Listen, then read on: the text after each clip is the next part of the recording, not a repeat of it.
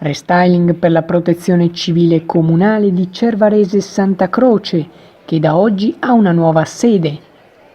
La nuova struttura ha uno stabile in zona industriale, è dotata di uffici e può ospitare al suo interno, oltre al materiale, anche i mezzi in dotazione al corpo.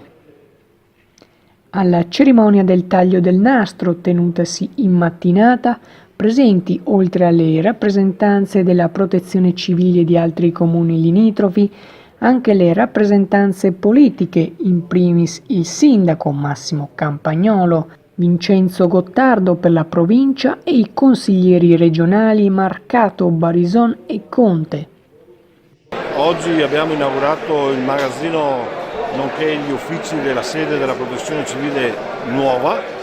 È stato un percorso che è durato 5 anni, però siamo riusciti ad ottenere un risultato dando anche alla protezione civile nostra del comune di Cervarese Santa Croce un risultato dove sia più idoneo per quanto riguarda tutta l'impiantistica e le operazioni che loro devono fare.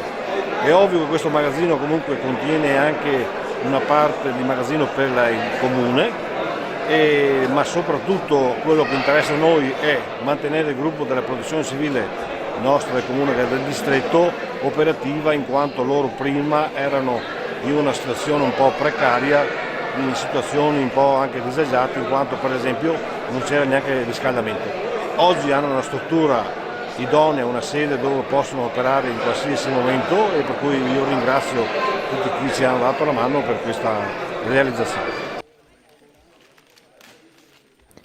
All'evento presente anche una delegazione della Protezione Civile del Bellunese, alla quale i volontari di Cervarese hanno donato una motosega, oggetto ora più che mai utile per riassestare il territorio colpito.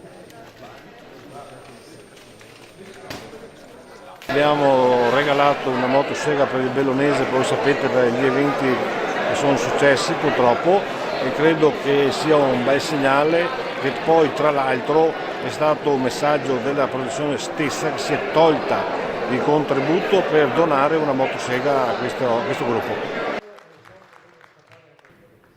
La nuova sede della Protezione Civile è solo la prima delle opere che verranno inaugurate prossimamente.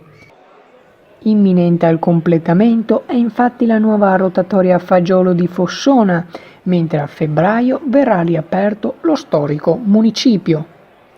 Fisher Channel News, Cervarese Santa Croce.